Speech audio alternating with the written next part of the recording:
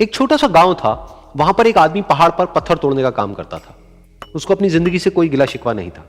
पूरा दिन वो काम करता, मेहनत करता, दिन के एंड में जो थोड़ा बहुत पैसा मिलता वो जा करके अपने परिवार के साथ में थोड़ा सा टाइम स्पेंड करता और चैन से सो जाता।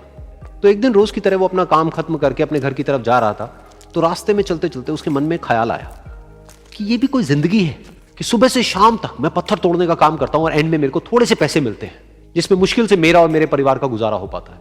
काश कुछ ऐसा हो जाए कि कहीं से मुझे कोई ऐसी शक्ति मिल जाए कि जो भी मैं चाहता हूं वो सच हो जाए।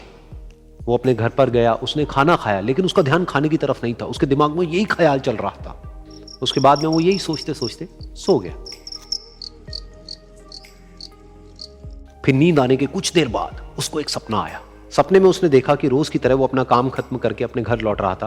रास्ते में उसने एक बहुत ही बड़ा घर देखा और उसके मन में आया कि काश ये घर मेरा होता और मैं इसका मालिक होता। और उसके सोचते ही वो उस घर का मालिक बन गया। उसको यकीन ही नहीं हो रहा था कि जो उसने सोचा वो बन चुका है। लेकिन उसकी खुशी ज्यादा देर नहीं टिक पाई, क्योंकि उसको एकदम से एक शोर सुनाई दिया। उसने अपने घर के बाहर देखा कि एक बहुत बड़ी रैली निकल रही है, जिसमें बीचों बीच एक पॉलिटिशियन है जो ऐसे ऐसे हाथ हिला रहा है। और वहां पर जितने भी लोग खड़े थे सब उसके नाम के नारे लगा रहे थे, उसके आगे हाथ जोड़ करके खड़े थे, सब उसको देखने के लिए तड़प रहे थे। तब उसको यह एहसास हुआ कि मैं कितना छोटा हूं उसके आगे। और फिर उसके अंदर से एक ख्याल उठा कि काश मैं ये पॉलिटिशियन होता और मेरे पास भी इतनी ही पावर होती जितनी कि इसके पास में है। बस उसका इतना सा सोचने की देर थी, वो पॉलिटिशियन बन गया। उसकी खुशी का ठिकाना नहीं था, क्योंकि उसके आसपास में हजारों लोगों की भीड़ थी और सब उसको देखने के लिए तरस रहे थे, तड़प रहे थे। लेकिन उसकी ये खुशी भी ज्यादा देर नहीं टिक पाई।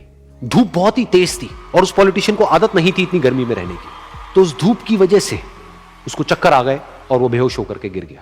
फिर उसको एहसास हुआ कि ये पॉलिटिशियन सबसे ताकतवर नहीं है, ये जो सूरज है ये सबसे ताकतवर है। और उसके मन में आया कि काश मैं ये सूरज बन जाऊं तो मेरे आगे कोई नहीं टिक पाएगा। और उसका इतना सा सोचने की देर थी और वो सूरज बन गया। और वो खुशी से पागल हो गया, क्योंकि पूरी दुनिया को वो ही रोशन कर रहा था और पूरी दुनिया में ऐसा कोई नहीं था जो कि उसकी रोशनी को रोक सके।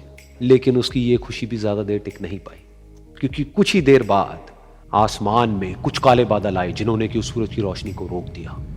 फिर उसको यह एहसास हुआ कि इस दुनिया में ऐसा भी कोई है जिसमें दम है उसकी रोशनी को रोकने का। और उसके मन में एक ख्याल उठा कि काश मैं वो बादल बन जाऊं। और वो बादल बन गया और आसमान में उड़ने लगा। उसको ऐसा लगा कि मैं आसमान में उड़ रहा हूं और अब मैं जहां चाहे वहां जा सकता हूं। लेकिन कुछ देर बाद वहां पर एक बहुत तेज हवा का झोंका आया जो कि उन बादलों को उड़ा करके ले गया।